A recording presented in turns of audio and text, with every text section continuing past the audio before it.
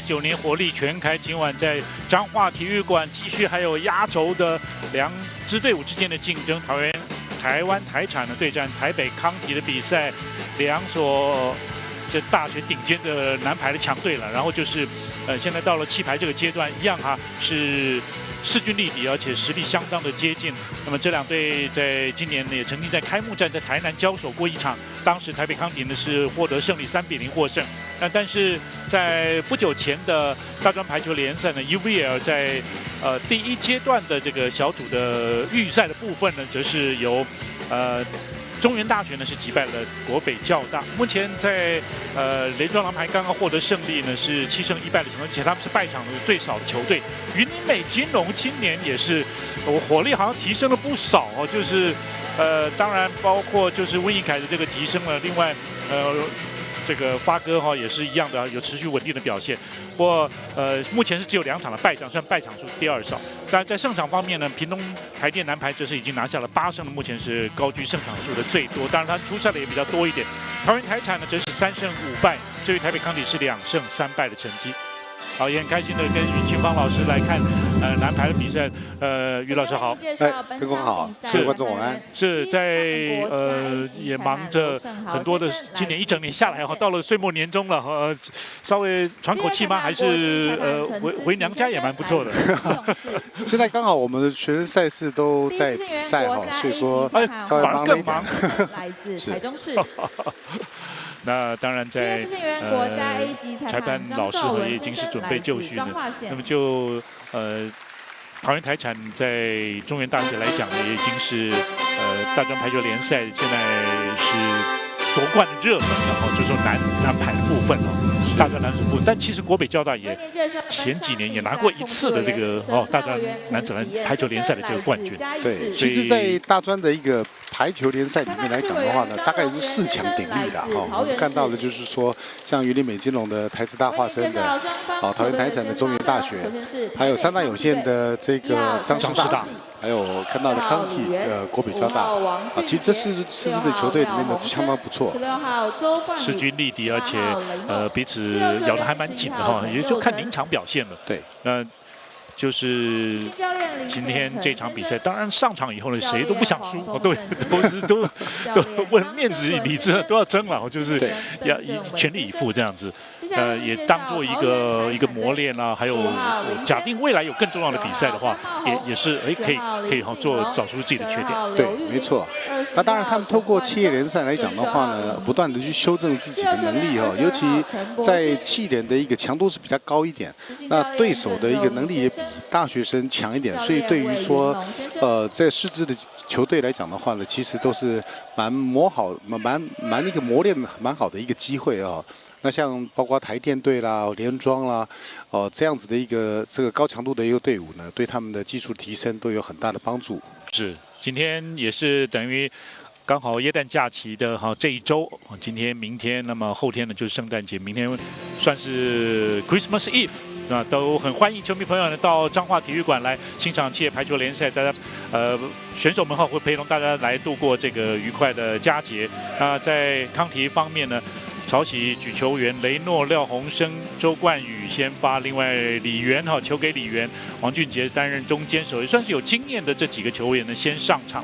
至于在桃园台产方面呢，甘茂宏、林谦举球，而西米、陈冠中是中间手，另外林锦龙跟刘玉玲自由球员是陈柏勋还有黄义凯，其中刘玉玲最近打的也是相当的不错，在上周对云林美金龙比赛虽然是落败了，不过刘玉玲个人独得25分，他现在的这个平均这个总得分也是排名在高居第4名，所以今天也是特别的重用。好，右边呢是穿着白蓝色衣服的桃园台产，左边呢则是台北康体。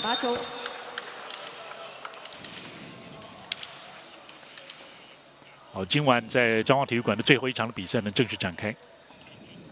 发球的是陈朝喜，跳发，接发到位哦。西米用拨的鱼跃救球，朝喜直接再进攻得分，右边林谦应该没事吧？其实可以看到，一开赛的时候呢，桃园台产的一个部分呢，其实战术就展现出他们的一个比较灵活性哦，就来了一个做了一个时间差。好，现在第1分呢是由桃园台产拿下来，林谦是有人气的举球员。 发球也是加压了，而且林谦的拦网表现不错。这次雷诺第1次的进攻呢，被黄义凯可以守起来，修正处理，西米攻击得分，哇！桃园台产连得2分，1对3。哦，这个角度进去啊，其实是蛮刁钻的啊，因为这球整个溜到了左侧，接近标杆的位置，不好拦这个。对，不好拦。其实同样他一样是走斜线哦，但事实上可以看到这个角度已经剩下一点点了。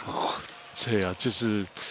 但是拦直线的还是要顾到，这尽量贴近标志杆。对，那其实可以看到哈，其实这球是有点出来了哈，所以说可以看到在康体的部分，他也是拦斜线为主。哦，那基本上来讲的话，他还留了一个小小的一个空隙，不过蛮可惜的。如果说把这个空隙补满了以后，当然在这个西米的一个这个攻击呢，可能就会受到一些挑战了。是。 好，雷诺呢也随着我们台湾男排呢前往杭州亚运呢参加比赛，其中最后一场呢也上场哈。桃园台产修正处理后排进攻，刘玉玲攻击出界太长，没有 touch 到，由康体得分，双方战成了2比2平手。现在男生的比赛绝对就是。 高来高去哈，飞来飞去的，后排攻击是等于前排差不多了。对，把后排当前排来打。对，逼快，用抓的有快攻，有长攻也有，就对方不容易拦手，那么就是防守就是。这是陈冠中的攻击的得分，双方你来我往。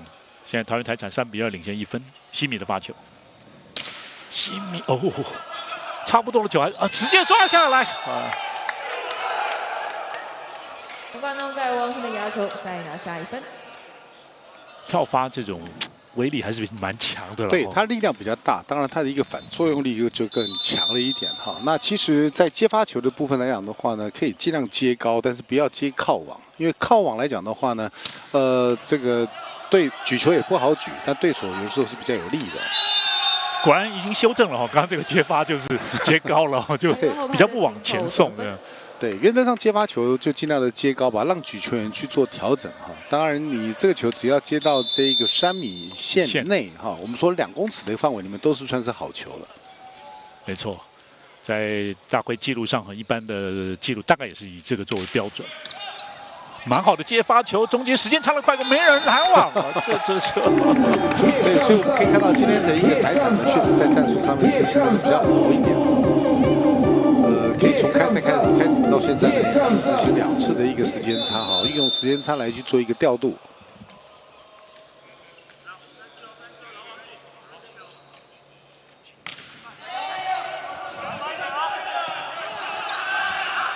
修正处理，3个人拦网哦。 王俊杰看吧，再一次过不了，已经落地了哈。这是气势之争啊！甘茂宏中间拦网，整个的原则性做得蛮好的了哈。我们到目前为止，台产呢，你可以看到这个球，只要是修正高球来讲的话呢，维持3个人做一个拦网哦。当然，这个拦网的面就增加了。 慢慢的也有所谓这个世代交替了哈。不过在周冠宇这边攻击的得分呢，也挺住哦，看看不要再被比分被拉开。周冠宇今天第1次得分，上个球季周冠宇呢是总得分排行榜第6名，雷诺是第7，两个是队上的攻击主力。今年当然也有一些新人进来了，各校呢会去高中来挑选好的选手。单手举球。 重扣1对1，刘玉玲逼快攻掩护后排给雷诺，都没有落地，防守精彩，西米这球守住，哦来回拨，而且雷诺还修正哦，但是还是过不了那堵高墙，哇！甘茂宏领军，哇！我刚好这个时候前排可能是算是台产的最高的3个人了哦。对，刚好打在了甘茂宏的手上。其实可以看到，就是原则性啦，就是3个人来做拦网的时候呢，其实对攻击手是会比较产生一些压力。有发球，得分接发球，雷诺大概雷诺会被针对了，一定会针对，会针对对。好，也算是发球的得分哦，也算是 ace。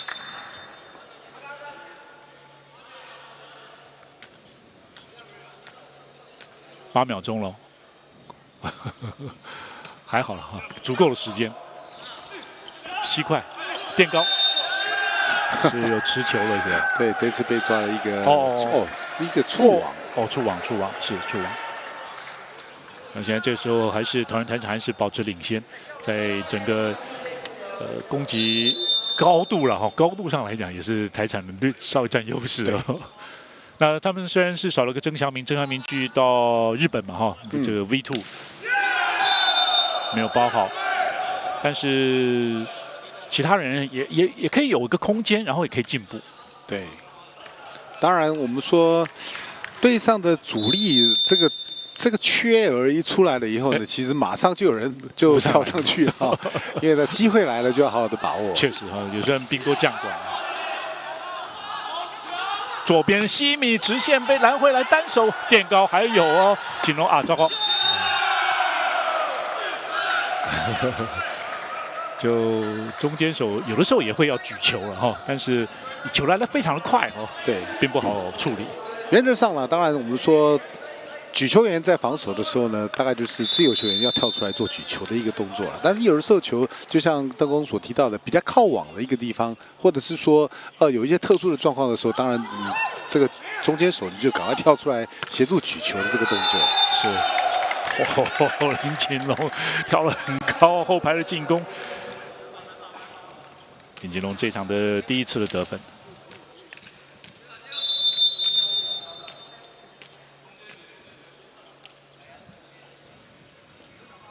甘茂宏的发球太长，双方各有1次发球的失误。在场上啊，上场之后呢，就是全力以赴，要全力争取胜利。国比较大化身的台北康体，目前2胜3败的成绩。潮喜跳扣加压发球接发蛮不错的，接着又掉了，后面也注意到，就下来的时候呢，好应该是雷诺又触网。OK， 潮喜救了还不错，可惜先触网。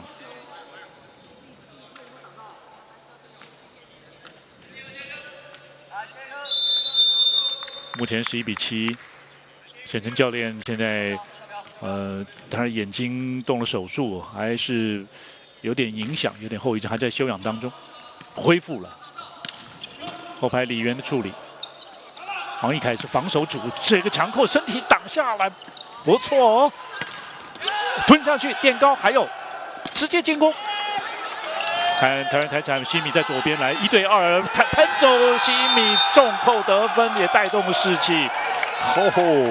台湾台产扩大领先12比7。慢慢的男生现在以来回波也越来越多了哈。对，就代表说整个的一个防守有专注了哈。那其实可以看到拦跟防的一个部分呢，有做了一个很好的一个搭配哈。那你拦网的一个部分做得好的话呢，其实后边的防守它就比较轻松一点。显成教练叫暂停。他要把握。上来，走起来，你就是上面胖没有回答。你有另外out的，要的你可以就你球，不要浪费球。一样，先接发球好不好？然后防守板定，就这2个点好不好？雷诺一样扒你这里哦。你们声音多出一点，来加油！大概确实对方发球真的是有可能哈，针对雷诺来发球。那雷诺相信他的接发球一定也会自我要求了哈，就是会进步。当然了，其实我们说了哈，在担任攻击手来讲的话呢，其实你的接发球真的是非常重要。那如果说好好的把这个接发球调整好的话，就变成比较全面一点。对，西米靠网不好打，好，这个球用不好的结果拦网对出界。慢慢的，其实我想多打了几场了哈，然后多对抗以后呢，确实有了经验了。虽然靠网，但是西米现在一样还是一样是一尾活龙。可惜发球太长，林谦你想发一个长球。桃园台产有2次发球失误，现在是雷诺的发球。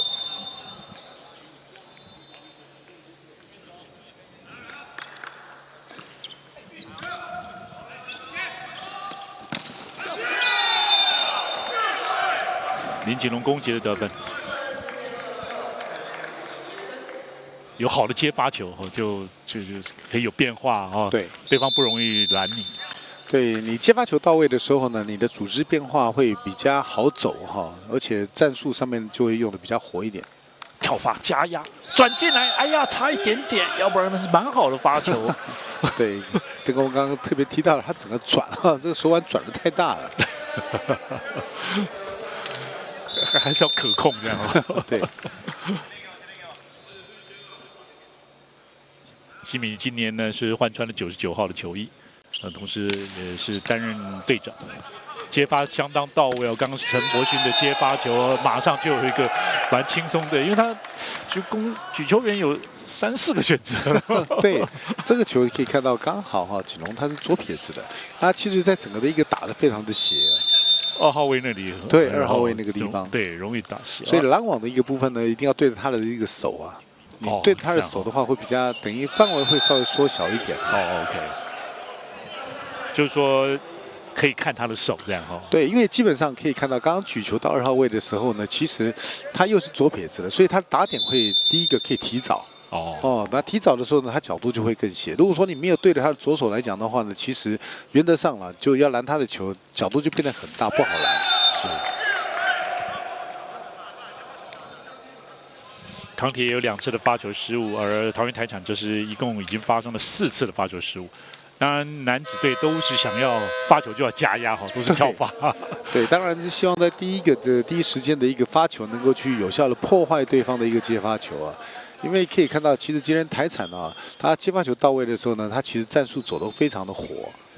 那你如果说是用这个发球来压制的话呢，大概就让它产生修正，修正的时候对康体在拦防上面会稍微好一点。对，也是必须要做了哈，就只好从发球就开始。对，其实，在这些技术的一个环节里面呢，它就是我们会有1、2、3的这样顺序排列下来。对对，所以你第一个要先做好。没有把握住，可惜。刚好这个肉包没有吃到。对，说不定是对手的机会。不好打哦，这球。哎呀，结果吞了下去。李源这一次的一个拦网，怎么会让他吞下去呢？其实这个球应该你可以看到，应该是10拿9稳的，太开了。还是要再贴网一点。对对，手的侵略性再高一点，对，再伸过去一点。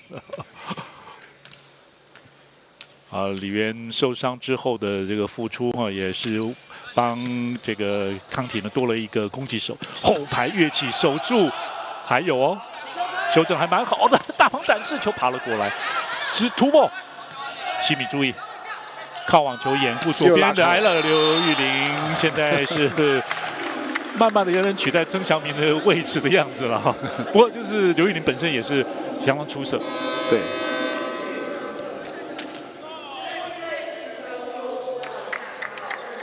除了就是接发以及在防守能够到位的话，让举球员呢还有搭配的组合啦，他的举球的选择也很多。对，那基本上我们看到就是说在哎呦，第5次没有发好。其实，在这个所谓拦网的一个部分呢，我们说就是说你要去很精确的判断这个球会在什么地方，然后你的一个速度又还能够跟得上，这才是重点。相当不容易。对。的经验吗？多比赛以后会有经验，或者说赛前要了解对手。对，基本上我们可以知道说选手的一个特性呢，他攻击的部分，他其实有一些数据你可以去做参考的哈。然后呢，在整个的一个进攻来讲的话呢，我们可以看到就是说，要去观察举球的一个动态。那当然我们说打球打这颗球，那你要拦网呢，也是要拦这一颗球，所以你要很清楚知道这个球的位置跟它的速度、它的变化是什么样子。所以重点在于观察。所以在场上虽然就是来回很快了，但是可能也要冷静，好不好？对，观察看，然后理解解读球赛，这真的不容易啊。对，刚提到的冷静啊，这是非常重要的哈。打球一定不能够去在场上里面去盲目啊哈，你一定是要很冷静的去看这个球。OK， 好吧。只要得分就好，爬过去也好。大部分的人在打球的很多都会用猜测了哈。那猜测当然不是坏啊哈。猜测有的时候我们把它解读一个叫做预判啊哈。但是你这种预判的一个状况，还是要根据实际的状况来去采取你的行动，这比较重要。是。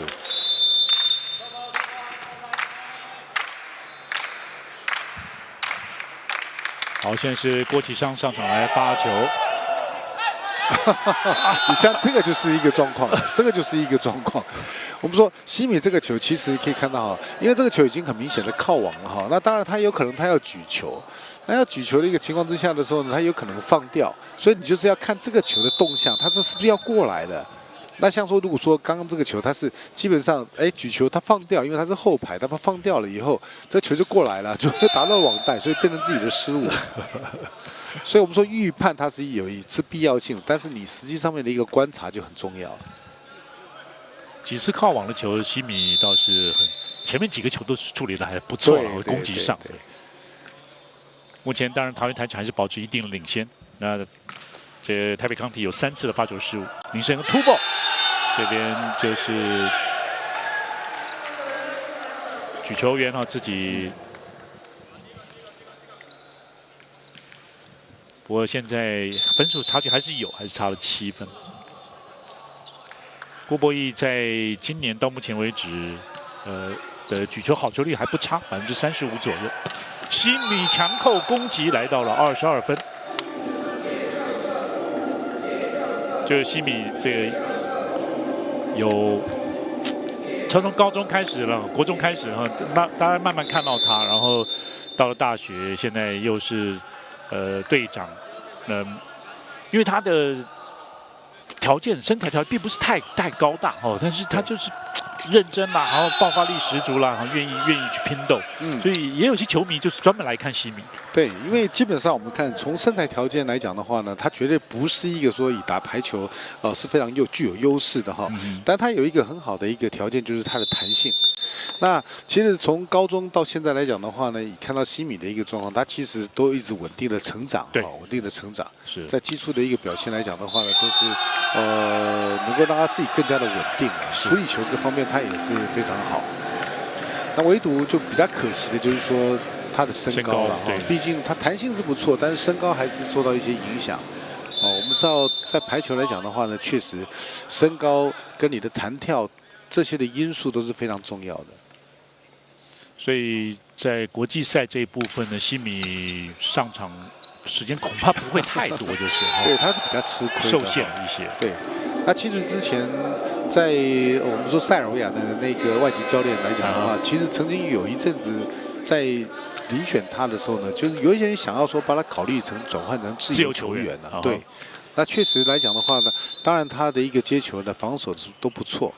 但是呢，有的时候矮个子不见得就是说一定会在某一个情况会受到一些影响了哈。那我觉得有一个重点就是说，你担任教练的时候呢，你该什么时候去让他能够去发挥他的优点，这个是比较重要的哈。是。当然，在杭州亚运呢，女排呢是获得了第6名。杭州亚运男排部分呢，其实上一届的2018年是铜牌了，不过今年相较之下的成绩就没有那么理想。是，西米修正蛮不错的刘玉玲被拦回来还没有结束。不，这个球造成了刘玉玲个人的一个连击。连击。对 ，OK。对，连击了拦网碰到手才能够的拦网的球员可能继续再打，是不是？可以，没有问题。拦网方的来讲的话呢，其实你拦网的第一颗球哈，它是不被去计算它的次数的。是。但是沙排就不一样了，沙排因为人少就算了哈。沙排对他人少，他就是还是要求就是说你这个算是1级。OK。但是我们这个室内的一个部分呢，它是没有问题的。好，最后这一分呢，现在桃园台产还没有拿下来。不过虽然还是局末点了，还是有一定的领先的优势。有一点也要接发，林锦龙守起来哦。刚刚是郭博义，接着林锦龙再一次用点的越救球差了一点点，那林锦龙也拿下了局末点。在第一局，林锦龙个人攻下了5分，也使得桃园台产呢是以25-18拿下了第一局，目前暂时是1-0领先台北康体。弃牌19年，圣诞节这一周23号，今天晚上晚场的比赛在彰化体育馆，休息一下，马上回来。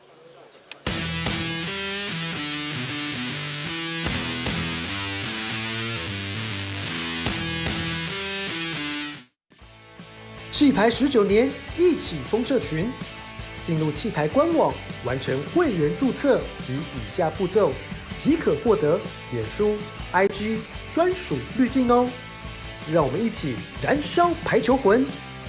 现在进入弃牌官网，立即加入会员。勾选我已经阅读，立即加入。输入手机发送验证码，输入验证码。填写会员资料，就可以完成加入会员喽。企业19年甲级男女排球联赛，全新阵容，全新挑战。10月14日起 ，Fire 火力全开。加入弃牌会员，享受更多活动资讯。赛季直播，一起见证巅峰对决。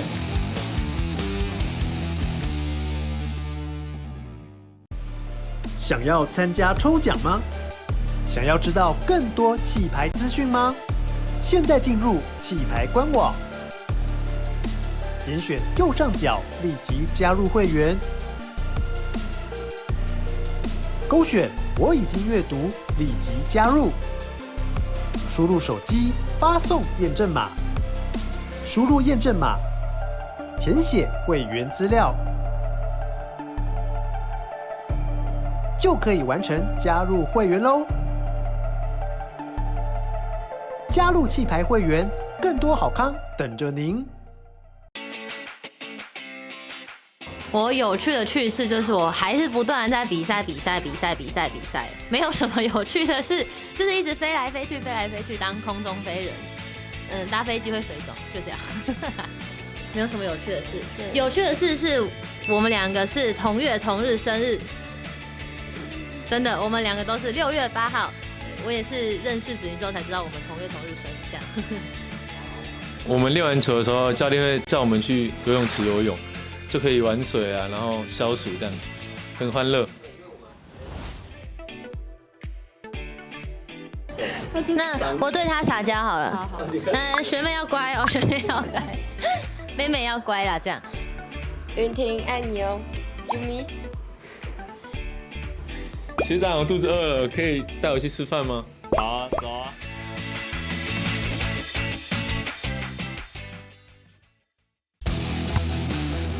企业19年甲级男女排球联赛，全新阵容，全新挑战。10月14日起 ，Fire 火力全开。加入弃牌会员，享受更多活动资讯。赛季直播，一起见证巅峰对决。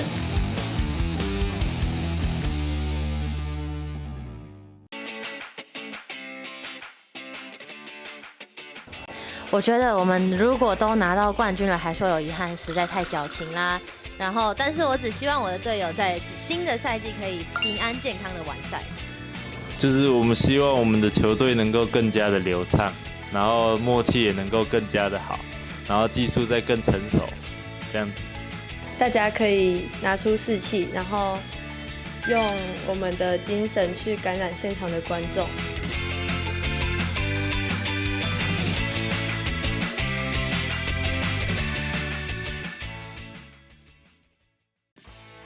气牌19年，一起风社群。进入气牌官网，完成会员注册及以下步骤，即可获得脸书、IG 专属滤镜哦。让我们一起燃烧排球魂！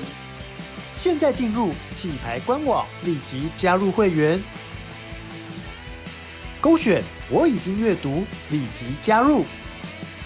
输入手机发送验证码，输入验证码，填写会员资料，就可以完成加入会员喽。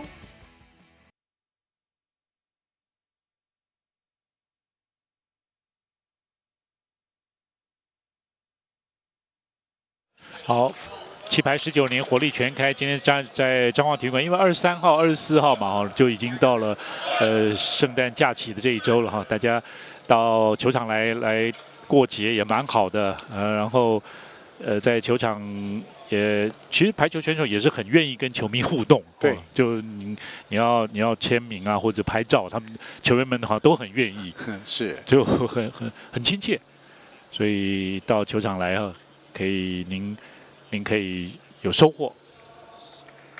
西米爸妈还有贝尔呢，也都在场边看着西米的表现。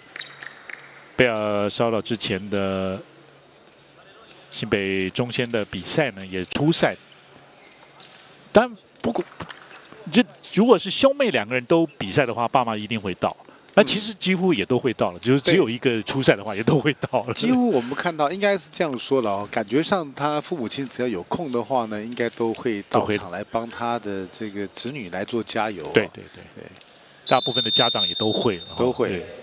甚至刚刚就是女生呢，有一个从美国来的，然后爸妈选手的爸妈，还有他自己的小孩，就也一起来，就是他已经有小孩了。超有味啊，林锦龙，这，不过男子排球就是这个样子哈，就是王见王，硬碰硬。对，也是。就是所谓暴力美学吧。当然，他现在就是说整个的打点都够高了哈，所以说你打点够高的时候呢，再加上他透过一个基地的训练来讲的话呢，力量就增强了，所以会看起来比较具有爆发力。对，确实就是当然不是说完全受布莱恩的影响啊，但是对，我想我们男生啊也都有这个能力，就是哈。对，但当然呢，我说布莱恩的一个这个到台湾来，这今年是第2年了哈，那整个的一个他的旋风里面确实也刺激到我们的选手。那以他的弹跳能力来讲的话呢，其实在这个区块里面，大家就会更加的去重视自己的弹跳能力啊。目前布莱恩依旧是大回美局得分最高的球员。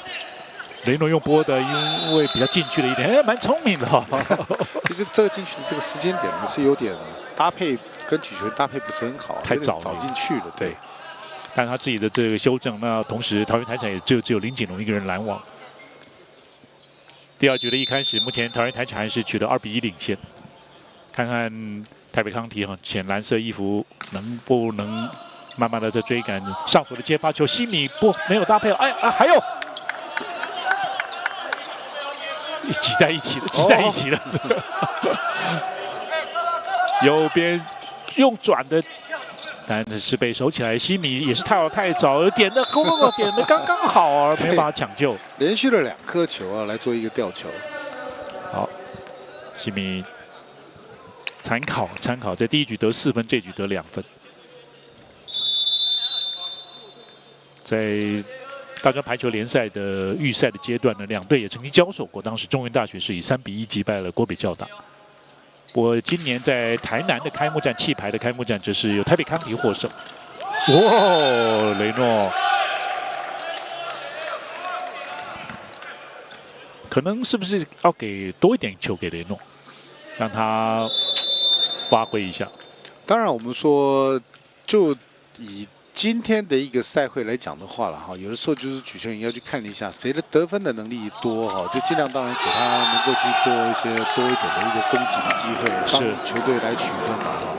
那当然就是说在整个的调度上面，那我觉得就是说这个的一个调度来讲的话，其实我们可以看到双方到目前为止，台产的一个这进攻的战术它比较活一点，反而是在康体的区块里面呢，他打的比较简单旧有的模式，对，就是简单的说就是2号、3号、4号位这个定单点的一个打法，再加上后排，是并没有太多的一个所谓的一个我们说掩护的一些变化。OK， 那其实以目前康体的一个打法，当然它是国际的一个模式了哈。那国际上他在整个的一个选手的能力都很强，然后他整个击球的一个力道都很好。哦。所以说你可以看到国际上面的一个打法，它都是非常单纯，也简单这样哈。对，都很简单的一个模式。但他们的个人的能力是够强哈。那我觉得说，在我们台湾来讲的话呢，其实要去发展一些哈，就是比较属于自己队上的，因为你的选手不见得跟对方的条件是完全一样的。那你应该去针对你的选手的一个特性跟能力去做一些不一样的一个变化。是，因为男子队就是说要纯粹靠防守，应该是非常非常困难。哦，就没有像你说台北精华他们的防守啊，就有这个能力哈，在女子组的呢。好，现在就好相对了，现在有配合了，对，曾胜瑞的马上就来的一个切入的一个时间差。对，那你可以看到这样的一个效果就出现了。确实有效哈。台北康体呢也吸收了一些年轻的选手啊，去年的上个学年度这个华侨高中呢拿到了高中排球联赛冠军的选手，其中刚刚上场8号的哈申胜瑞呢就是其中一员。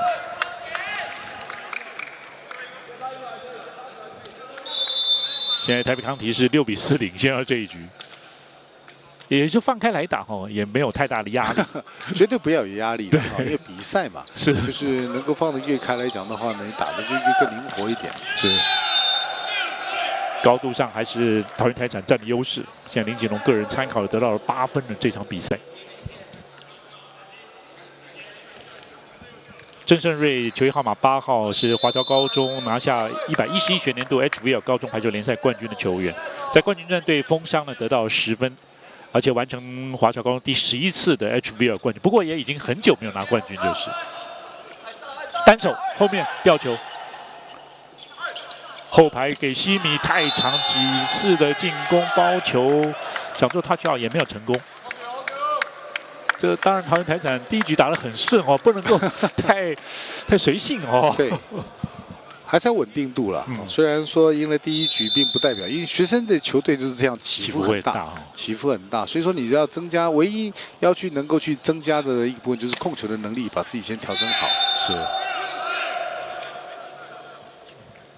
好，申恩发球也是有一定的威力，但这球是稍微太长，最后并没有转下来。当然，在发球上也是想要跟对手加压的，目前只有1分差。刘玉玲最近连续7场比赛得分到2位数。林锦龙防守跳起来举球给雷诺，后面垫高，这个太远，结果3个和尚刚好没水。不，基本上我们可以看到康体的一个部分哈，他在整个拦网后的转身自己来接球哈，他这个还是有做到了哈，但是就是说在击球的这个可以稍微慢一点点，让球稍微缓下来的时候再来处理哈。好像也让队友大概知道你会去的方向，对，起码是一个稳定啊。你可以看到有时候在急忙的处理这个球的时候，反而造成一个不规则的一个弹跳，让队友疲于奔命。甘茂宏今天是布下了天罗地网，个人参考呢已经拦下了3分，9号甘茂宏只有1分差而已了。不过显成教练决定还是再叮咛大家一下。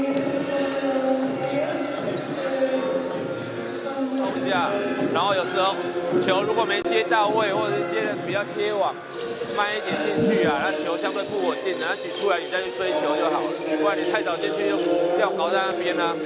哦，自己再判断清楚一点，来一样接发球，接发球。阿喜，动一动，快去动一动，这个没过就换了。最近一波桃园台产的4比1的攻势，也再度要回领先。第2局是你来我往和互有领先。当然，如果说稳定性没有起伏比较大了，就是教练团要观察哦，说随时，然后暂停啦，或者提醒叮咛。后排攻击，大鹏展翅。当然，会不会就是个儿没有那么高的这个球队呢？他们后排攻击可以做一些。对，基本上来讲的话呢，要看对方了哈。对方如果说对方的一个前排拦网很高的话，当然我是觉得说后排它有的一个效果。当然就是要看自己的一个这个后排选手他攻击的一个稳定跟能力啊。那因为矮个子嘛，总是希望能够打一些速度性的对对，也是哈，速度还是要出来的。对。Monster Brock 雷诺拦下了西米啊，两队的王牌互相对决。那也确实要看雷诺最后好像也已经掉下来，然后又是斜着身子这样。对，因为刚刚雷诺他基本上是有看到这个球举得不长哈，就是看到了这个西米就是往内切了嘛，所以他的拦网他并没有跟出去，反而是进来。那进来了以后，他赌的是。这个西米他打的是斜线哦，所以可以看到雷诺在拦网的部分以拦斜线为主。是，没错哈，左手他伸出去。郑胜瑞的发球的失误，现在双方是9比9的平手。甘宝红的发球发的比较短一点哦，接发 OK 哦，中间有快攻机会哦。王俊杰的快攻得分举球配合的也是蛮不错的。是。郭博义在虽然。弹跳能力或者爆发力没有像这个陈朝喜这么强哦，但是也是稳稳的哈。对，像刚刚那个快攻，它是属于一个 A 里的哈，一个离身的一个快攻哈，所以说基本上它跳起来的时候再往前飞身，所以避开拦网的位置。OK。所以排球真的是很有趣的哈，它可以用个人的肢体的动作呢来去欺骗对方，也可以透过个人的能力在空中里面做小小的短飞的一个状况哈，来去打一些所谓的起跳点跟击球点不一样的位置。是。过往击坠哦，接发郑胜瑞这球，而且有一个快攻哦，虽然是比较快的这种短的接发球哈，但是还是决定做快攻。最近可以看到，在康体的这几次的一个进攻里面呢，就偏向的是以快攻为主了哈。那当然，其实一个球队来讲的话呢，快攻你能够打得出来，其实就很好调度了。第二局至少这方面是有进步的哈。刚刚20号林洋成时间差，拦网得分好，抓对了，知道是刘玉玲台北康体漂亮一个拦网。刚好碰到了哈，台长身体对。好，现在拦网上哈，台北康体第2局表现得不错，再抓回来哦。刚刚是林洋成20号，至少有碰到后面，可是弹得比较远了一点。林锦龙还是桃园台产得分这场比赛的主力，目前参考个人得到9分。台北康体还是1分领先，12比11。哇，这一局至少台北康体就是组合进攻也比较多了哈，中间快攻也多了，到位啊！哎呦，失球了，这个球有点勉强，2次了哈。这个低位的一个举球来讲的话，已经很低了哈。那要想要把这个球又举得高一点点，它有点难，倒不如就直接用垫的方式哈。郭博义目前的举球的好球率大约是36%呢，也能够排名在前3名。最好的目前还是 NONO 吴金泉，西米发球太长出界。在第2局，桃园台产的第1次的发球失误，全队还是只有1分差。雷诺发球。期待着哈雷诺更加的进步。这发一个短球给陈冠中，林锦楼界内哦，刚好最远处的地方打一个长球，还是刚刚好。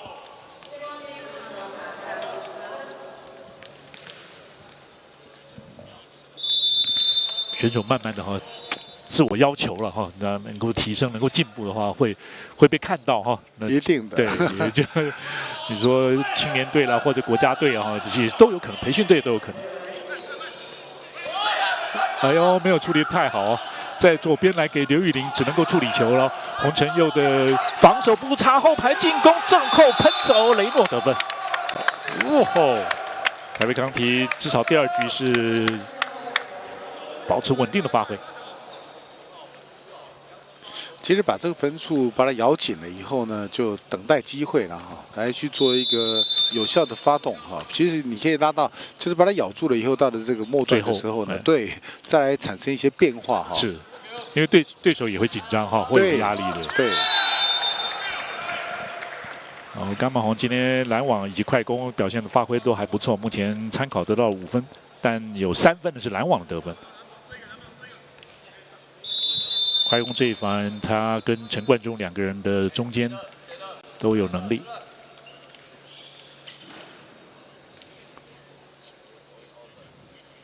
林建龙的发球，贴网过来，王俊杰接发做掩护吊球，到左边来跃起攻击，刘玉玲得分。拦网的会注意到左边这里的哈。对，那基本上可以看到台产这个球举的速度是算蛮快的。现在确实哈，就是也是能够有机会快一点的话哈，其实长攻，但是也是比较平一点的举球。接发到位，后面被拦回，哎呀！刘玉玲拦网1对1，当然也是有点贴网。不过林珊珊这个的攻击，我觉得这个球是有点盲目，上来就直接打了哈，并没有去观察对方的一个拦网。有时候因为珊珊左撇子，他其实转这个2号位这边，他其实是应该可以很好打的，对，斜线或什么这样，对，或者 touch out 也可以。好，林建龙今天发挥的蛮好的，接发到位哦，右边，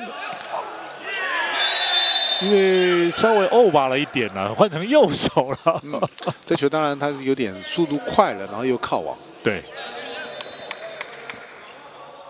哇，这一段时间倒是有点关键哈。对，一下子分数被拉开了。对，本来我们是期待着说康体能够把分数咬紧，对对对，一分一分的来哈，在末段的时候来再用一些战术的这个来取胜，就一下被拉开来了，在接发球上面出了一些问题。是189公分的张浩博，这个时候上场也是华侨高中的111学年度 HVL 冠军的成员，在准决赛对麦寮高中呢获得了9分。好，换人也干扰了一下林锦龙的发球。在第2局，桃园台产有2次的发球失误，台北康体也有2次。好，咬住2分差。申恩，经常也是发球的惊奇小子，稳稳的。西米接发到位，逼快掩护，时间差拦到啊，可惜。郭柏玉这个拦网的时机抓的还不错，对这个点其实抓的蛮不错的，但是比较可惜的就是，对方的一个力量比较大，弹出了界外啊。男生打球就是这样子，想要用力，就是我用力打对决，对，然后喷走这样，然后他最爽啊，展现这种所谓的爆发力。爆发力，对，但是对方也有能力哦，对，抓你啊这些。刘玉玲跳发，机会强势，甘茂红大包，好甜。这基本上可以看到哈，在这整个发球的一个部分来讲的话呢，真的是锁定的是雷诺哈。自由球员要不要卡吧一下？不过可能还是雷诺，还是有点难了。哦，起来喽，用点的。第2时间哈，王俊杰也看了一下对方拦网的手。这些攻击还蛮不错的。参考王俊杰这场得到了4分，发球的就是高中刚升上大1的张浩博。西米吊球也是用点，雷诺只有1个人。其实在这整个的一个防守的一个位置是有点重叠了哈，感觉上康体的一个走位啊，它有点重叠了。OK。在这种重叠的时候呢，有时候比较麻烦的就是说，在谁要出去做这个防守里面呢，会互相干扰。好，在这时候是郭其昌呢上场，郭其昌是丰原高商，曾经获选过 U20培训队，不差。哦，有，这也是比较多线的进攻啊。哇，他举球是刚好举在自己对，稍微的背后一点点，对，让周冠宇切了进来。对。 一般都会比较背举，也是比较平举这样，到标志杆那附近。突破，一跃还有。好，当然是桃园台产的 chance。左边西米1对1勾出，哦，换成守起来了。接着雷诺攻击吞下去得分，雷诺以及台北康体用防守来反击，拿下了这一分。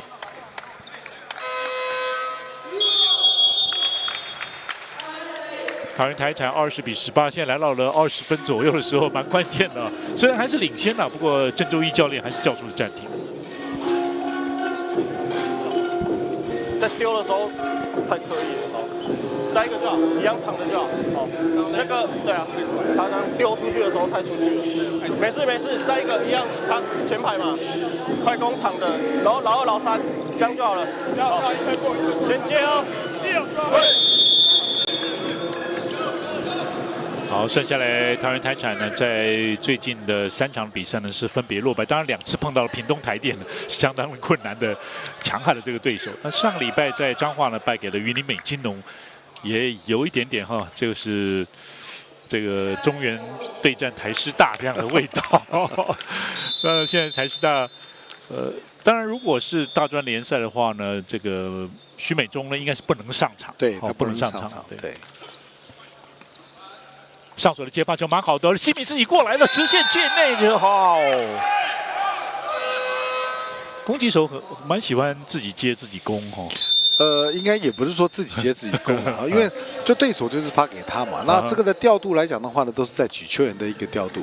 不过刚刚我们看到的西米的这个的一个攻击里面来讲的话，他的速度非常的快哈。他因为个子矮，所以他必须要有更好的一个速度来去支撑他的爆发力。哦，所以你可以刚刚那个击球点呢是相当高的。对。 好，挑战哦，这球界内界外。那刚刚看到的哈，也是我们主播哈，知名主播的小孩，目前在德国呢来念书，那么现在也抽空回来过 Christmas。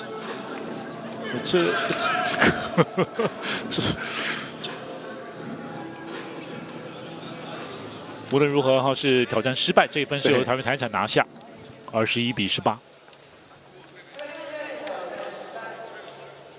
发球的是林谦。 也是我们台湾男排的国手，在戴如谦如果退下来之后哈，那么有机会守起来的哦。不过雷诺拿下了这一分，原地起跳。不过这分真的是有点 lucky 哈，你可以看这个整个的一个雷诺的接球，直接接在前面的这个地方哈，把球接给了这林洋成哈来做一个处理。哦 ，OK。 就变成不是举球员在举，对，他刚好在前面，还好前面还好林洋成反应够快，对，刚好在前面。对。所以虽然刚刚是得分了，不过雷诺他自己也觉得自己的接发实在有问题。我慢慢的还是持续的进步。22比19，在第2局比赛，目前桃园台产还是保持领先。西米的跳发，因为有3分的领先哈，西米有可能还是加压，来一个哦，先稳稳的。 抄袭举球，哎呦，还好，这个整个的战术卡住了，有点对，这边也是，机会呛是把握雷诺，20比22哦，还有哦，双方都没有把握住好机会，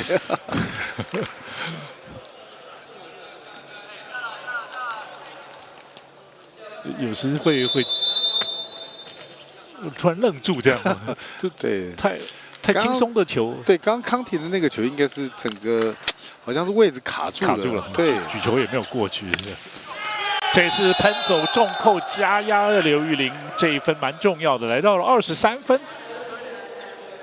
今天刘玉玲得分呢保持稳定，参考有6分，但是林景龙得分最高。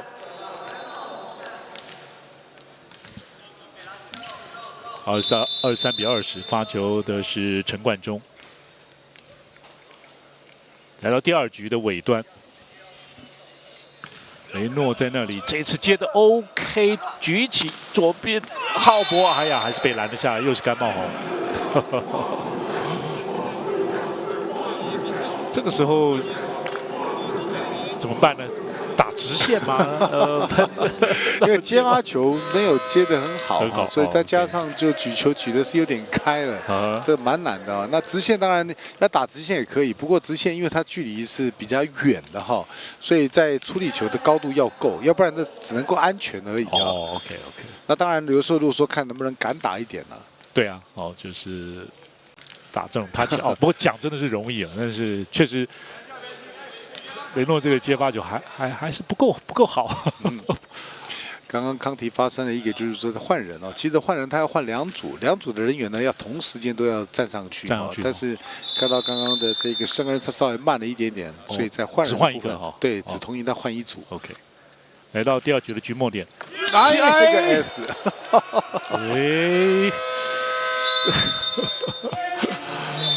好以。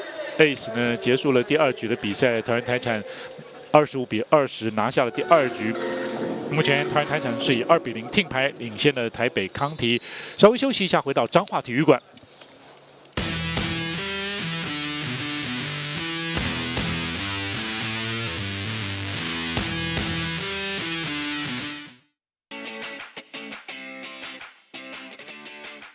有就是平时上就是生活，不管球场上还是球场下，都对我们蛮好的。就是刚进来会特别照顾我们，然后带领我们进入这个球队。有，我觉得就是在球场上，然后像上次开幕战的时候，其实学姐都就是失误，她都是鼓励比较多，所以我觉得有。就是学长们在场上都会鼓励我，不然就是叫我放开来打，就不会让我那么紧张。然后在场下的时候，他们会带我去玩或者是吃饭之类的，培养感情。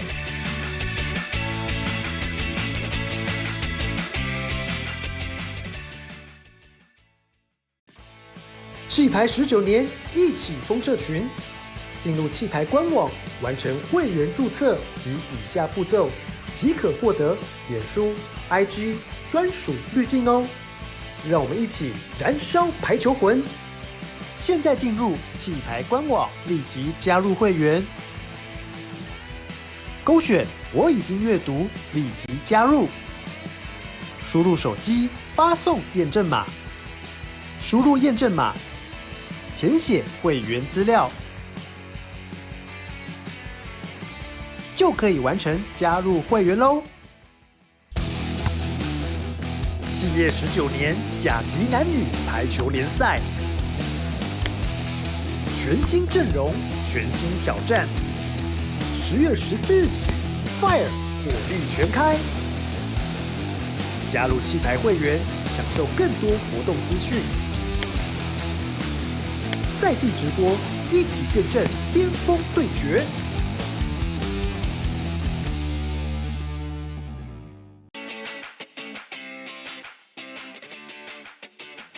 就是玩手机、玩游戏、打电动，然后不然就是好好的在宿舍里面休息。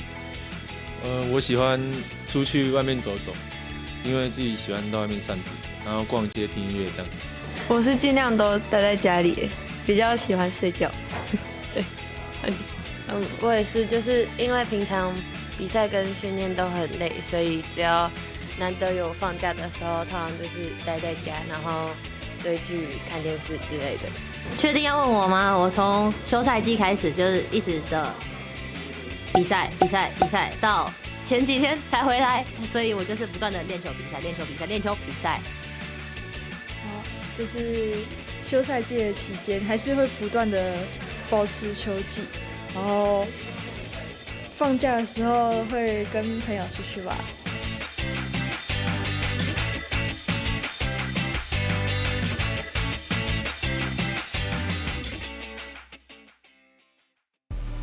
想要参加抽奖吗？想要知道更多气牌资讯吗？现在进入气牌官网，点选右上角立即加入会员，勾选我已经阅读，立即加入，输输入手机发送验证码，输入验证码，填写会员资料，就可以完成加入会员喽。加入气牌会员，更多好康等着您。有就是平时上就是生活，不管球场上还是球场下，都对我们蛮好的。就是刚进来会特别照顾我们，然后带领我们进入这个球队。有，我觉得就是在球场上，然后像上次开幕战的时候，其实学姐都就是失误，她都是鼓励比较多，所以我觉得有。就是学长们在场上都会鼓励我，不然就是叫我放开来打，就不会让我那么紧张。然后在场下的时候，他们会带我去玩或者是吃饭之类的，培养感情。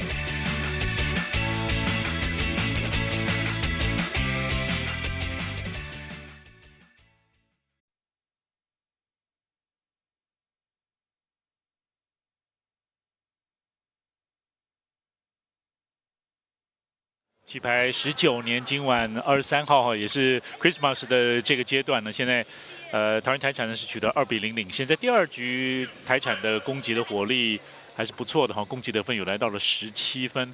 那另外呢，就是在拦网得分差距并不大，至少康体在第2局拦网得分呢也已经是有起色了，包括了像这个林阳成有2分拦网，雷诺也拦下了1分。攻击火力这部分还是台湾台产的还是比较旺的哈。对，但相对来讲的话呢，你看他的失误率也算蛮高的了，比较多了，多2次。对，那基本上我们可以看到哈，确实在双方其实实力是相差不大的啊。那当然就是看场上的稳定度，谁的稳定度好一点的话呢，当然就是比较有那个胜率的一个机会。那目前桃园台产的林景龙以及西米呢各得到11分，另外刘玉玲得到9分，甘茂宏得到了7分啊，这是在场上大概有4个人，如果得分都在10分、15分左右的话，哈，赢球的几率可能会蛮高的。就是。对。第3局的比赛开始哦，左边浅蓝色的康体对战右边白色衣服的桃园台产，后排进攻链，差一点点哦，这。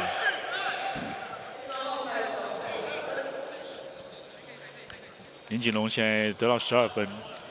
他跳的真的很高哈、哦，虽然击球点呢并没有到最高，但是也够了。像他这样的球员，于教练、于老师您怎么看？有可能，比如说我们多培养他一下，然后进入国家队的培训。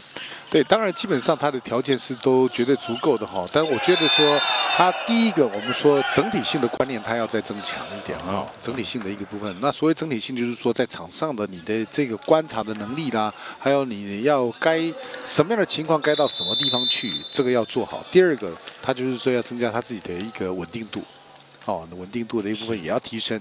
当然，最重要的就是在因为要能够上去的话呢，不是说我会攻击我就纯粹是攻击，你还要能够防守啦、拦网啦、发球啦，各个的一个状况里面，这些的技术呢也都要去达到一定的一个稳定度哈，比较有办法。在国内或许说依他目前的条件来讲的话呢，算是相当的不错。但是我看长远一点的话呢，你的对手竞争是毕竟是在国外，所以说在这个部分呢，他应该要再去做一个加强的一个区块。是。跳起来举球交给左边，这次做他跳的进攻哦，有身高上的还不差的这个身高哈，张浩博在这场比赛第1次的得分，9号新生力军，华侨高中毕业。其实像刚刚那个球来讲的话呢，其实，应该陈冠中的一个部分呢，应该完成他的一个拦网的动作了哈。但有的时候选手呢会太过于聪明，会认为说对方他就是要打他球，那手一缩下来的时候呢，反而是让对方直接打到这个场内传过去了。对，太早进去，逾越救球啊，收起来。不过像这个球来讲的话呢，这是不应该的哈。所谓不应该，就是说你陈冠中不应该把球先接起来。为什么呢？因为基本上来讲的话呢，他还是可以把这个球去去把它敲过来的。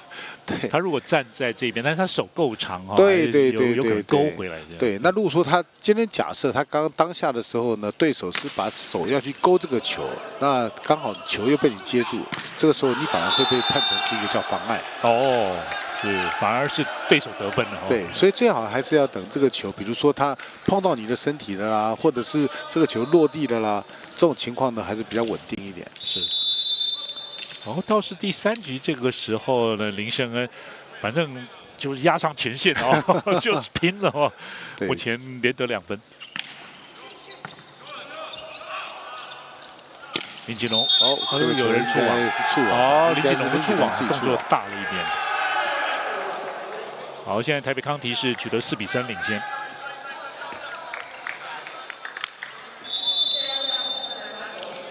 对，就是。有一些失误哈，或者真的要尽量减少了哈。如果真的要再更成长的话，如何控制？发了一个短球，廖鸿生。再来，刘玉玲1对2，波单手救起来哈！刚刚曹喜的防守蛮好的。林谦举球后排给西米重扣啊！来回拨了球，让对手好像不知道这个球从哪边过来的。其实你可以看到，刚刚在双方在整个进攻的一个过程里面呢，毕竟是学生球队是比较单纯一点的哈，不像说刚刚我们看到了连庄的这个的一个打法啊。那其实可以看到，在整个的一个过程里面，我刚刚特别提到就是说，这个球比如说防守起来了，或者是在做修正的时候呢，其实其他的选手就变得很单纯，都在那个地方看。哦，他没有办法去做一个很快速的，比如说后排。刚刚那个球，他要举给这个雷诺，那雷诺他认为说这个球应该是就是修正长球的，所以他准备要去做一个进攻的这种的一个积极的态度就没有。所以有的时候呢，在场上的时候，随时要去把握每一个机会都是进攻的机会哈，所以要好好的去掌握住。随时要做好准备，这样哈，就是而且甚至要很有这种要球的这种的欲望啊，然后准备好，就球随时有可能过来。对，自己如果是攻击手呢，随时要进攻。对，我讲的再白话一点，就是说你在场上的时候呢，比如说举球员也好，或者是对手也好，或者其他的队员也好，在做这个所谓的一个举球的时候，其实另外除了自由球员以外，另外4个人都准备要进攻，包括举球员，就是准备要准备要进攻了。对，这个的心态要随时准备好。林锦龙个人第3次的发球失误，全场中间快攻拦网差了那么一点。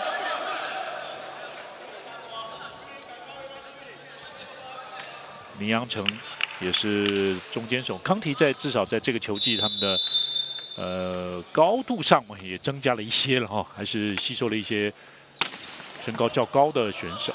接发到位哦，但被打还好有注意到，2个人拦网逾越，还有再拖。林谦看了一下后排，还是不管是西米或者刘玉玲，后排的机会还蛮多的。而且也把握住了。刘玉玲这个球是打得非常的好。在这个时候提出挑战的就是逐步犯规，也是要挑战的按铃哈，就是在教练旁边第一排第一个椅子啦，第一个椅子旁边了。对，要按到就是了，要习惯。对，因为基本上呢，我们说在规则里面呢，在球员席上面的第一个位置就是所谓的一个执行教练的位置。执行教练位置。对。但有时候按挑战哦，不一定是执行教练哈。对，那所以说我们就说，其实这个的设置啦哈，设置最好的设置独立出来这样。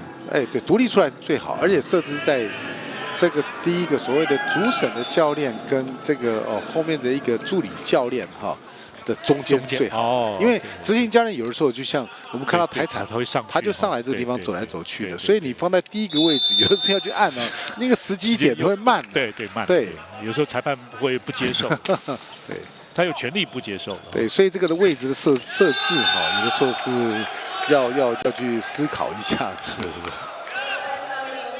好，雷诺也是举球员个人的时间差哈，曹喜跟雷诺毕竟也是从高中到了现在，合作也是有了默契。然后现在双方7比7的平手。第3局没有退路了，对左边的台北康体来说，甘茂宏掩护，后排林景龙不好拦，就是不好拦，真的是不好拦。对。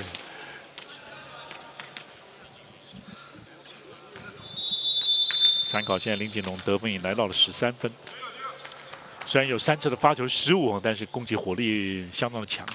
甘茂宏今天前面2局的篮网上到，哎呦挖包，左边西米1对1，又是抄袭，西米跳得更高。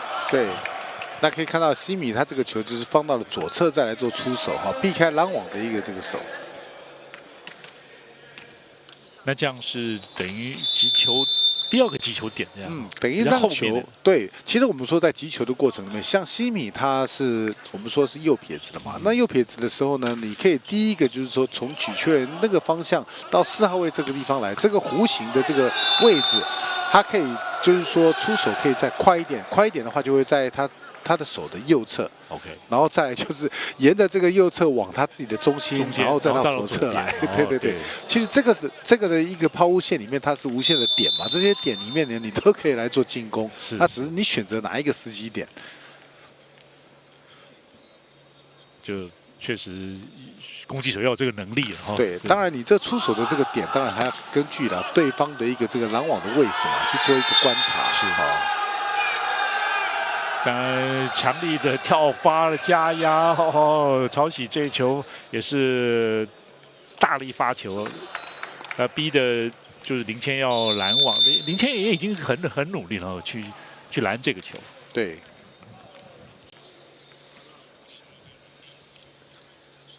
这一局现在台北康体9比9哦，哎呀，曹喜发球的失误。不过今天台北康体发球失误还是比较少。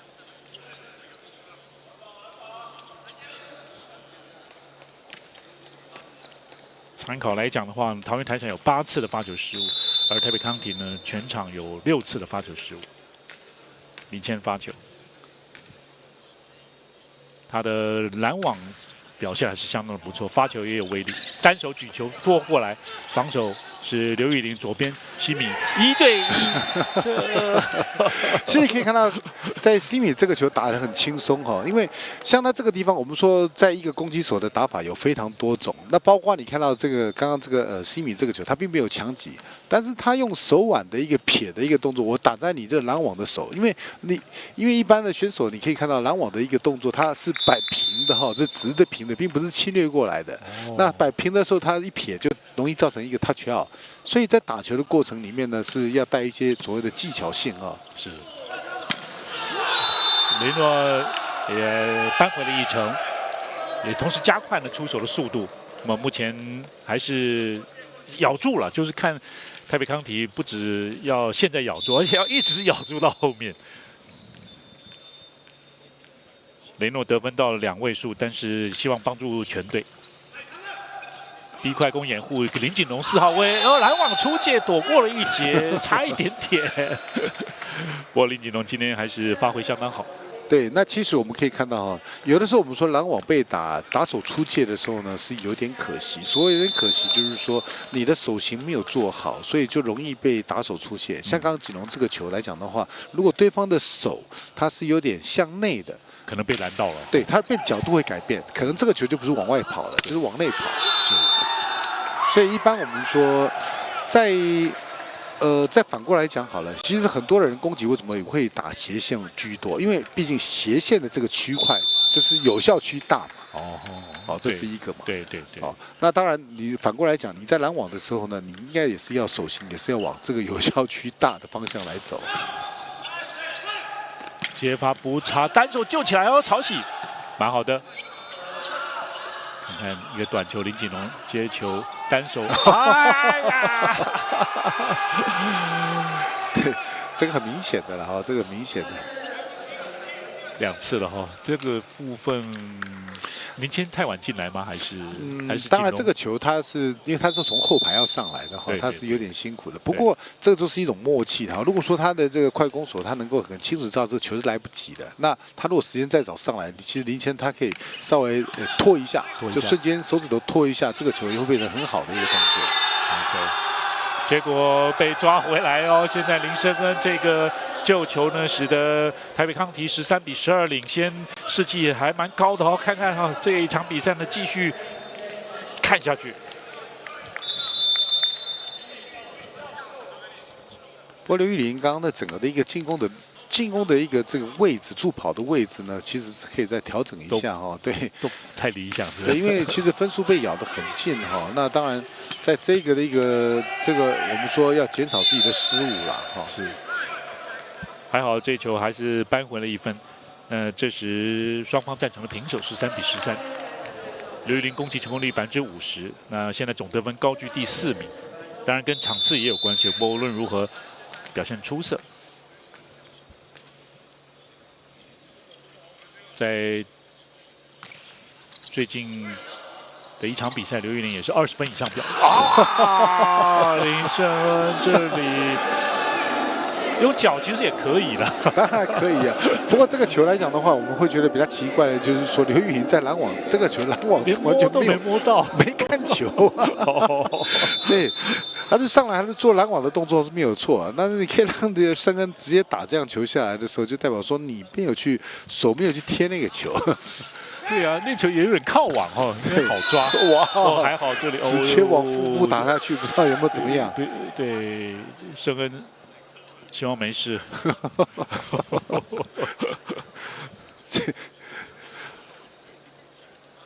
这个锦荣马上朝那个对方现在最来了一个报复性的攻击。你刚刚打刘玉玲打的那个球打那么重，应该不是故意的，绝对不是故意啊！这个场上的时候变化很多了，对，没有人会故意去打人的。14-14。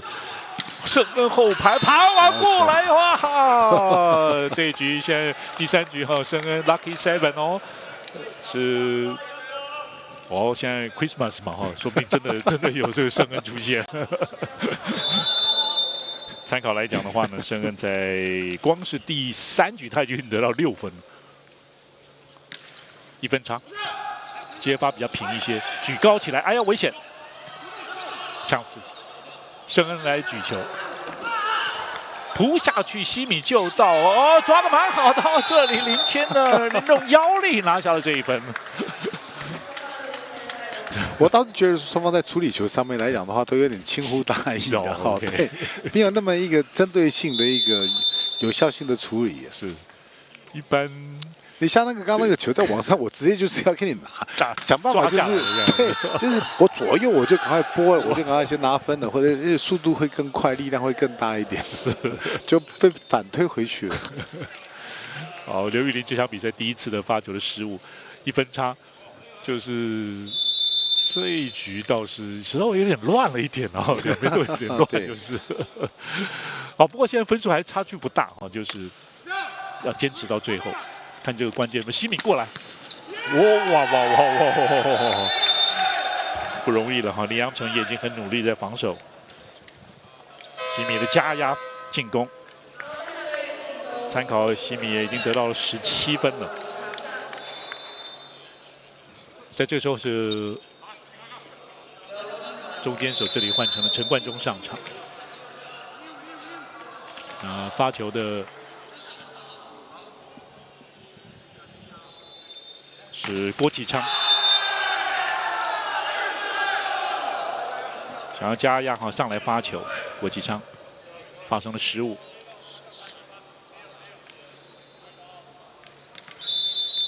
刚讲到了郭启昌是丰原高商的这个选手，在去年就111学年度哈，那么丰原高商呢是获得冠军的这个队员，当时决赛3-1击败内湖高工，还有陈恩德当时也在。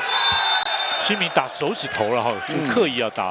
对，其实这个球是有点刻意要打长出去。打长了，对，就要针对廖鸿生的手指头然后来做进攻。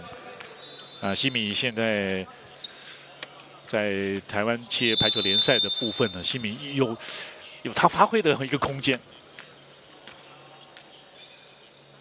林谦发球，双方17平，贴网过来有威力，跳起背举，雷诺他。界内压线，好，18-17哦，台北康体。继续加油。今年的开幕战10月14号在台南举行时，当时是由台北康体击败了桃园台产。不过在大专排球联赛呢，这是由中原大学3比1呢扳回了一城。西米右边斜线，又是一个强力攻击。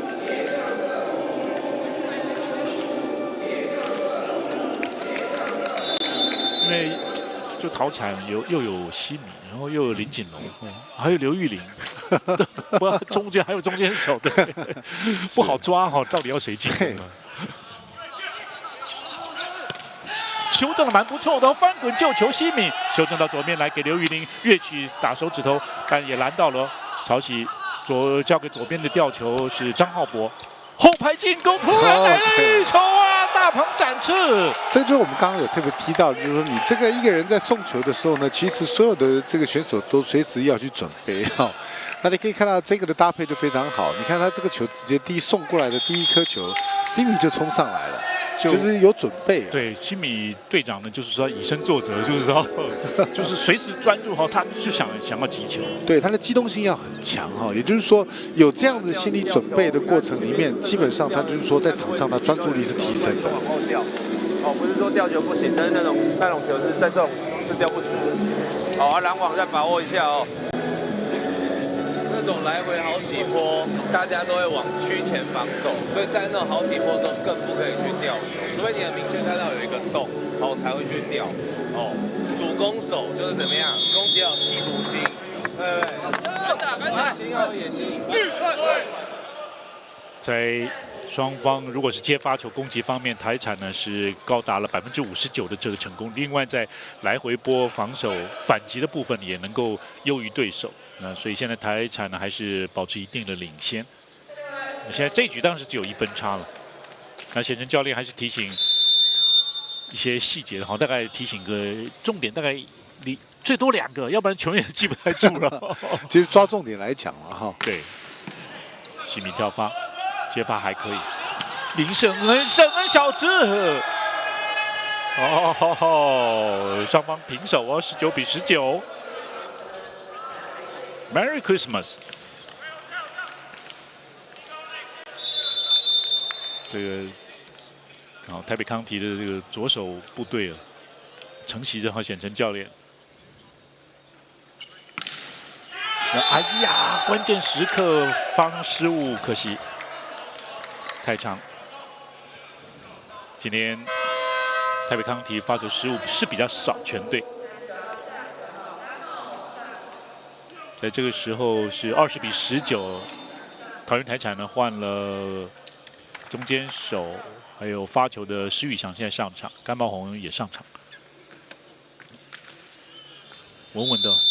施宇翔在国中时哈，在礁溪国中是2连霸，被誉为是最强的国中生。高中则是头城加上，哎呀，后面的西米攻击出界太长，双方平手20比20。那前面也蛮可惜的，这网上的第一波就是在直接拿下来，直接拿下来、哦。对，就是没有在专心看那个球。对方的对，因为发球有威力的时候，其实我们说骂包就会很多了，一定要注意到网上的球。不一定要很贴网啊，就是不一定要很靠，有时候稍微 over 一点还是可以哈，都可以。对对对，那基本上就是用手腕来去控制这个球就可以。是，时间差。对。也是接发球到位，像林谦很好配。当然，我们看在整个的一个台产的一个进攻来讲的话呢，其实它最大的一个优势就是说，它可以去朝着这个曹喜在前排的这个的轮次里面去多拿一些分数哈。因为毕竟曹喜的一个这个拦网点呢，它算是比较低的，你只要不要往下打就好。好，这球是吞进去了哈。哎。是对，是吞下去哈，是得分的，对。好，20号的李阳成的攻击的得分。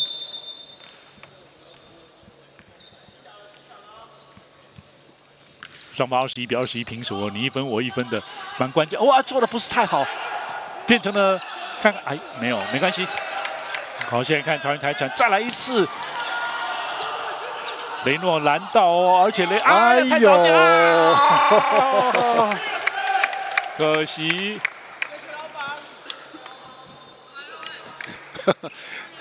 这个问题打这个速度哈，反而是这个力量没有控制好。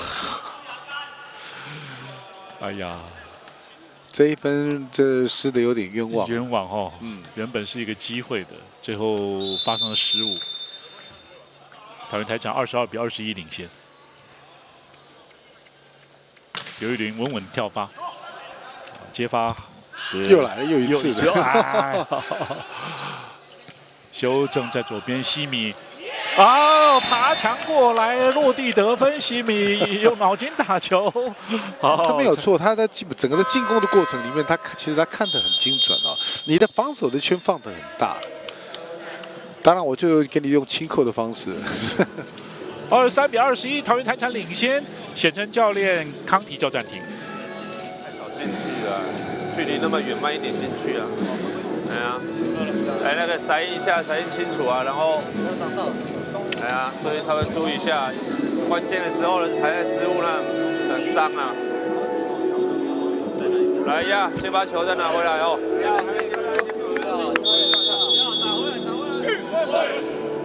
好，双方的自由球员的接发球的次数都还是比较多的，就自由球员也是积极的去要球来接应。那当然，西米。接发球次数也是非常的多，因为他是攻击手，对手都会针对他来发球。但西米接球还算稳定。对，那其实以康提来讲的话，你可以看到，我们说雷诺他的身高够，其实他打点是非常高的，你没有必要举得那么快那么平啊。他举高给雷诺来这个做稳稳的攻击，对，他有 OK， 就像这一球，对你举高给他来处理就好了，你不用去打得那么平那么急的一个，反而是。吊死自己的一个打法，对我觉得说，有的时候可能在关键的时刻，你要第一个思考，我要这个球要给谁？我的选手的特性是什么？是。你说像就是钟轩的话呢，他喜欢比较稍微低一点的球，还有速度，对，他有速度，对。但是雷诺的话，稳稳的，他也有能力突破，这样。对你高给他，雷诺他很好打。西米攻击，哎呀，差一点点。现在来到了赛末点，西米的得分。所以你可以看到，其实今天的西米，他在整个的进攻的过程里面呢，他并不是完全都是用强击球，他有时候跟你半切、半扣、半吊的一个模式。是。所以在防守上面呢，一定要去观察他出手的那一个手的一个动作。是。好，现在是赛末点，桃园台产24比22，2分领先。发球是甘茂宏。顿发，接发 OK 到位，好举高一点，差一点，起来的太慢了，早点起来这样啊。对，其实你完成了这个球的时候，你马上就要起来，之后就要马上起来。对，不过他救到那个球是蛮不简单的，然后那个锦龙过去补的这个球也是算是蛮不错的，但是很可惜，如果你早点起来，然后这个球又可以马上送过去。很慎重的哈，郑教练叫暂停。对，好。玉林老2、老3要有哦，球靠往落回啊，哦，企图心强一点，好，来，关键是决定性的球，要卡吧，好，来，哇，赛末点要企图心了，就连领先了。突破也就不客气了。对，其实有的时候不要给选手太大的一个压力，因为其实打得很顺，就让他好好的发挥就好。是。有的时候你会给他要求他去说啊，你要怎么打，他反而他会有点碍手了。是，没错哈，就是放手让选手哈去发挥。对，因为这最起码我们说在这里台场他还有3颗球的一个机会。对，没错，对，就是接发又是算是 chance。对。潮起跳发稳稳的，哦，其实接发是蛮不错的，左边好守住哦，还有危险，危险，小心啊！很拼哦，这个张浩博，我们希望没事。而无论如何，是西米呢拿下了赛末点，也使得桃园台产呢在这场比赛是以3比0直落3呢击败了台北康提，也算是报了在开幕战的这个一箭之仇。那么是桃园台产这个时候是拿下了终止最近的3连败，同时拿下了这一场的胜利。好，我们稍微休息一下，进行赛后记者会。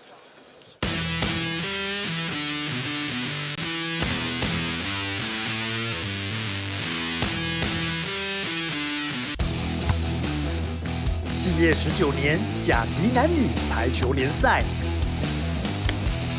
全新阵容，全新挑战。10月14日起 ，Fire 火力全开，加入气牌会员，享受更多活动资讯。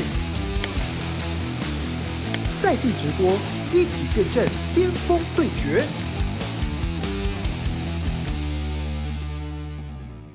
加入气牌会员，加入气牌会员，掌握赛事一手资讯，气牌大小事一网打尽，气牌大小事一网打尽。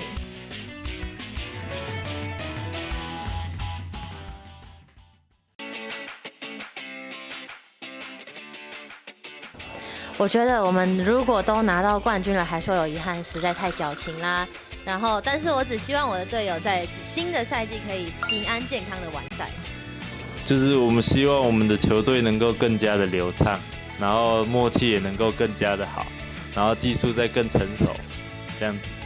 大家可以拿出士气，然后用我们的精神去感染现场的观众。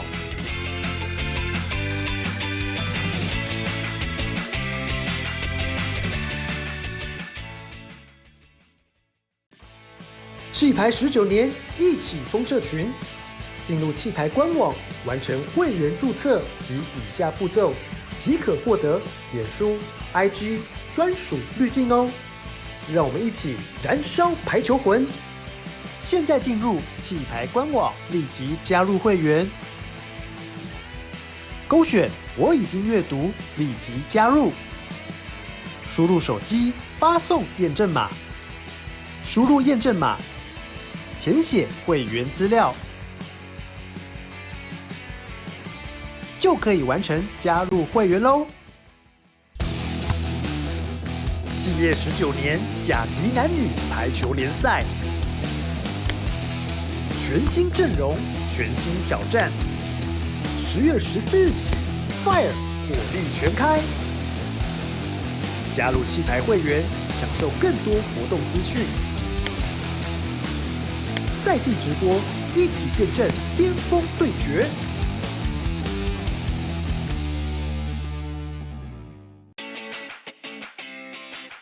我有趣的趣事就是，我还是不断的在比赛，没有什么有趣的事，就是一直飞来飞去，当空中飞人。搭飞机会水肿，就这样，没有什么有趣的事。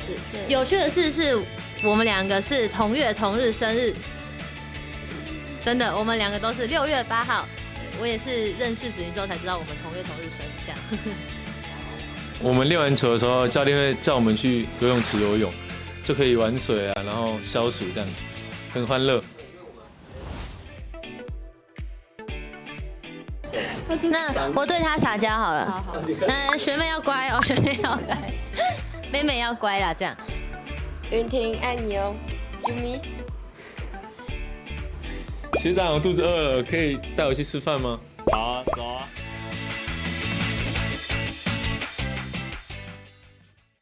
喜欢运动赛事就来 HubSport 频道。HubSport 频道，启发你的运动因子。启发你的运动因子。启发你的运动因子。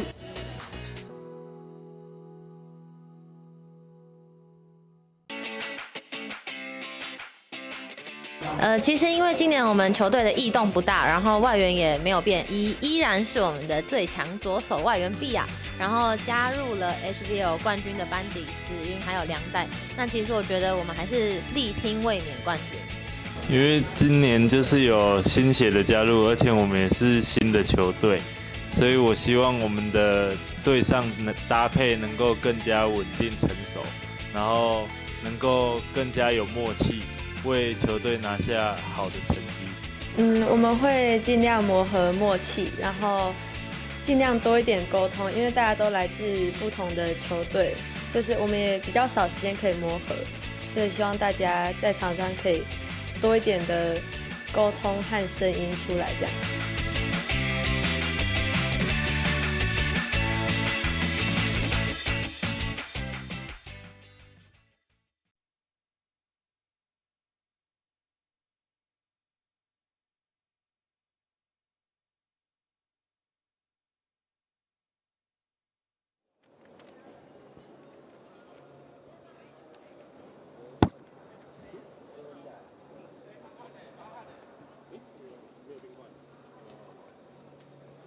没有冰块了，没有，还在帮人员。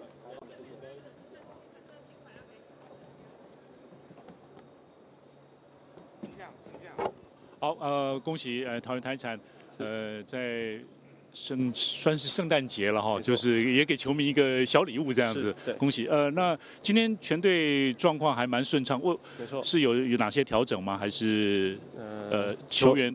球队的秘密不能公开，没有啦。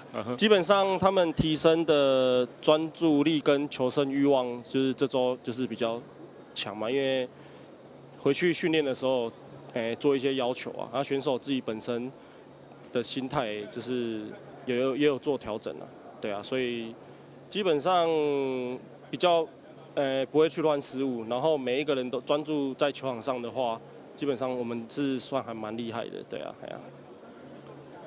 会不会就是假定，比如说上个礼拜曾经输给这个云林美金农，那选手在下一场之后就会更想要再赢回来？是一定的啊，对啊，因为基本上遇到大专队嘛，遇到大专队的主体下去，那我们又是真的是以中原大学为主体的话，那当然备战这种大专杯，其实每一场7连的对战都很重要啊。那你对战熟悉他们的打法。那我们相对的，如果在大专杯再遇到的话，就是可以好好尽全力做准备啊。那选手也知道他们对方的阵容在打什么，可以用相对的位置来对抗这样子。对，一般如果说这个先发球员他们表现都蛮稳定的话，教练会不会就比较少换人，就是一整局可能就让先发在场上？没错啊，因为毕竟怕就是因为也是重要的比赛啊，怕拐到自己的亏。球场上当然是板凳深度有够，但是相对换下去的那个位置的每一个位置都有一点相关联性啊。那如果是搭配的没有那么顺的话，如果顺的把一个没有到那么常配的球员放下去的话，基本上那个变化会有所改变啊。对啊，那节奏就不一样了。对，没错。好，谢谢教练。是。那锦龙，今天有觉得自己跳了很高，比以前更高吗？就是今天你发挥你觉得怎么样？是给对手蛮大的压力的。哦，今天就是发挥超常啊，因为膝盖今天比较好很多，就是没有那么痛。哦，膝盖之前不是一直长期都大大小小吗？对啊，大大小小会有点痛，只是今天就好很多，就没那么痛，所以今天自己也有发现跳比较高。有哦，对。那这个部分呢，受伤部分的球队里边有给你一些协助来保养啦，或者恢复啊这些。会啊，就是会给休息啊，然后让我去看医生什么的，对吧？是。好，谢谢金龙，谢谢。好，新民，有到了 Christmas 会想要就是表现得好一些，然后给球迷一些 Christmas 的礼物吗？其实重点还是就是我们把重点放在我们自己啊，就是我们上礼拜比完赛之后，就是其实我们对自己的表现不是很满意，就是回去练球，大家都有更专注的把心力放在球场上，这样，所以这一拜的表现。就算是对我们自己的一个肯定嘛，就其实我们知道我们自己有这个实力，所以我们自己对自己有信心的时候，当然就可以打一场好的比赛送给球迷当圣诞节礼物。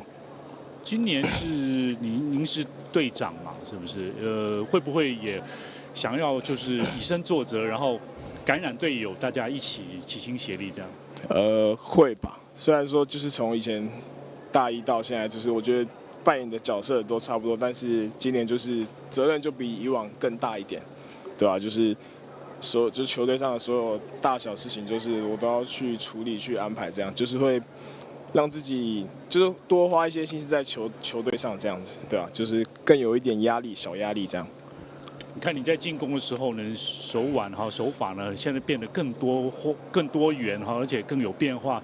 是经验的累积成长呢，还是你现在就是更有把握了？就是你看今天有时候面对对方也是蛮高的拦网，但是你都能够突破。今天得分超过20分，应该是说就是球技也打蛮长，就是打了很多年的球，就是其实知道有些时候不是每一球都是用力打才会得分，就是其实有很多不同的技巧可以学习的，对吧？刚好今天就有蛮多这种机会球可以让我去表现一下自己的一些手法变化，这样。很棒，谢谢新民。谢谢。那最后还是请教练好了，就代表全队吧，是不是？就也跟球迷来算是祝贺吧哈，然后有什么话这样子，也今年也算上半季告一段落。就希望，当然是希望第一点，希望自己本身团队的战绩会再更好一点。对啊，那也给热爱我们台产的球迷，就是因为赢球嘛，大家也是会振奋人心、开心的嘛。那也祝福大家就是圣诞节快乐这样子，对啊，就能在到场支持，当然是最肯定的，就是行动力是最肯定的那个对我们的支持这样子啊，对。台产的主题周吗？主题周是1月20，对，然后还有就连续2周，在中原大学吗？还是在中原大学？对，1月20嘛，哈。对，1月20、21，然后27、28，对，相约到时见了哈。到时见。对，好，谢谢，恭喜哈，谢谢桃园台产拿下这样比赛胜利，谢谢。那我们也请庆芳老师带给我们赛后讲评。好，我们非常恭喜这个桃园台产呢，今天以3-0直落3的一个比数呢，来击败了这个台北的一个康体。那据我了解了哈，一个小道消息，听说他们上个礼拜输掉了以后呢，其实他们台产的原教练呢，陈科洲陈主任啊，其实是蛮不高兴的。对，回去呢就认为说这个怎么会输球输的那么这样子的一个状况啊？所以刚刚我也听到球员在讲，回去就加紧练习嘛。那其实我觉得说，在每一个选手他有一个很重要的任务，就是第一个，就像新民说的，要有一个责任感，不是只有队长他要有责任感而已。因为你养成了一个对球队的负责的一个责任感来讲的话呢，其实你会去更珍惜在每一次的处理球跟每一次的打法。哦，那当然我们说不负责任的，其实这种打法就简单多了。然后，那其实在这个学习的过程里面，一定都要随时对自己的一个负责。那可以看到，确实西米我们看到今天的一个打法里面的这整个手法里面呢，跟以往比较不一样，就是不再完全强调这种所谓一个强击球。可以看到他这样子的一个改变呢，其实在比赛里面呢也得到蛮不错的一个这个效果哈。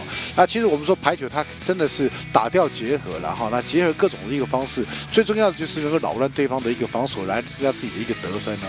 不过我觉得康体也是蛮可惜的哈。其实他在某一些关键点他有一些拉锯，但是在一些时间点的一个这个失误以后呢，反而让自己没有办法找到一个重心，打法就有点乱掉了哈。那这也是康体要去学习的一个区块。是这部分呢，确实就有时一个好的这怎么讲？就是说一个稳定的一个举球员哦，看起来是蛮重要的，非常重要。对，配合的时间呢，真的还是要长一点哈。然后甚至举球员本身呢要进步，然后就是要了解我们的队友，然后配合的更好。当然也需要时间累积了哈。但对，确实就举球员这一环呢也对，其实他们就是不断的搭配了，养成一个默契了哈。那其实我就说，举球员跟攻击手的一个默契里面呢是养成，那还有其他队友的一个状况。今天有在这个第3局突然之间有一个状况的时候，可以看到这个球一救起来了以后，锦龙这球救起来了，直接送过来。这个西米马上就冲上来做攻击，那其实这是平常里面去养成的这样子的一个这个默契哈。那当然举球员跟攻击手之间呢，这个默契是更需要的，是啊。所以说我就觉得说，在这种的一个球队训练以外，默契的配合哈，跟这种的一个开放性的一个打法里面呢，也要多去尝试。对，确实就是事实上呢，教练于老师您也提到了，就是事实上这场上每个球员是随时都要准备好的哦，随时都是要看着球，而且要有那个欲望，说我要这颗球这样哈，因为你这个下一颗球可能就是我的球了，这样没错，对，就是大家齐心协力的话，那么就火力可能会接连不断啦哈，然后这个而且你说要救球的话，说不定也都能够救得到这些哈，对，没错，对。好，那么明天呢，一样哈已经是 Christmas Eve 了哈，就是12月24号呢，在彰化体育馆呢有3场的比赛，包括了台北精华对新北中仙。那今天台北精华获胜，明天新北中仙一定会重整旗鼓。那另外桃园台产在下午的3点钟要对战彰化三大有限。晚场5点钟啊，布莱恩的联庄男排要对战台北康体，都非常欢迎球迷朋友们来到彰化体育馆，跟我们一起欢度这个耶诞夜，然后用这个排球的热力让大家感受到温暖啊，感受到热情，绝对让您是这个有丰收的一天，好，所以也是很欢迎12月24号呢，大家到彰化体育馆来。那今天我们所做的3场的转播就到此告一段落，非常谢谢于千旺老师的解说，谢谢球迷朋友们的收看。明天Christmas Eve， 我们明天见了哈，拜拜，拜拜。